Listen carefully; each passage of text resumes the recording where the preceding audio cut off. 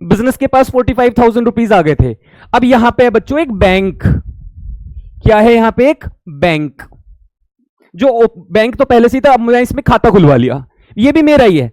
चाहे मेरे जेब में कैश हो, चाहे मेरे एटीएम कार्ड में या मेरे अकाउंट में पैसा हो, दोनों ही मेरे ही हैं, दोनों मेरी एसेट ही रहेगी। मैं उसको जब मुझे जहां पैसा खर्च करना होगा, कैश पड़ा है तो कैश निकाल के दे दूंगा, और अगर मेरे अकाउंट में पैसा पड़ा है तो अकाउंट में से ऑनलाइन पे कर दूंगा, है तो मेरा ही। लेकिन डिफरेंस समझो क्या हुआ, इसमें से 4500 रुपीज उठाए और इस 4500 को ये बिजनेस कहां लेके चल दिया, बैंक में, और बच्चों बैंक में जमा कर दिए।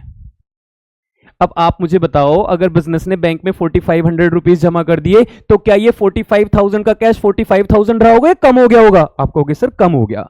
मैंने कहा 4500 कम होने से अब ये 40,500 रह गया होगा। लेकिन एक्टिविटी कितनी हुई? 2। यहां से 4500 रुपीज उठा, मतलब कैश कम हो गया, और कहां पहुंच गया? बैंक नाम की एक जगह पर पहुंच गया, जो कि मेरा ही पैसा है।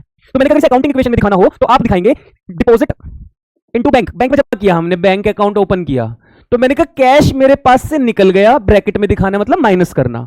यहां से 4500 कम हो गया और वापस से एक नई एसेट बन गई, क्योंकि एक नई जगह पैसा पहुंच गया, वो मेरा ही है, वो कोई उधार नहीं है मेरे ऊपर, कोई लाइबिलिटी नहीं है ना उससे मालिक का, कोई मालिक ने नहीं लगाया पैसा, मैंने अपना ही पैसा बैंक में जमा कर दिया। तो मैंने बैंक में 4500 रुपीज जमा कर दिए। इससे एसेट लाइबिलिटी कैपिटल पे कोई फर्क नहीं पड़ा। आप कहोगे एक्सक्यूज मी, मैंने कहा यस प्लीज, आपने तो कहा था दोनों तरफ बराबर बराबर जाएगा, ये तो गया ही नहीं इधर कुछ भी। मैंने कहा बेटे 4500 और 4500, 4500 माइनस प्लस का मतलब ये कट गया ना प्यारे बच्चे, तो ये भी तो जीरो है, इसलिए इधर भी जीरो, इक्वेशन तो अभी भी बराबर है। आपने कहा है? मैंने कहा हाँ, ऐसे ही तो चलती है अकाउंटिंग। ठीक है।